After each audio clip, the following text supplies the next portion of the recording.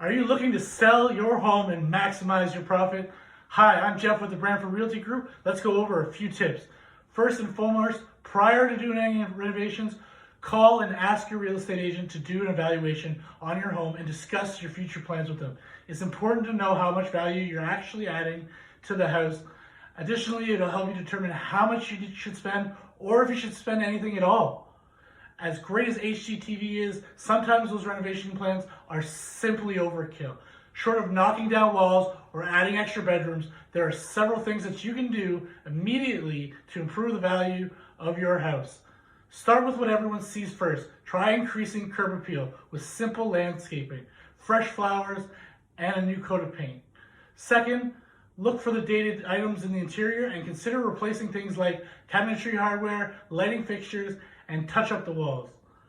Last, let's make the home low maintenance by replacing or repairing old components that have excessive wear and tear, like an old water heater.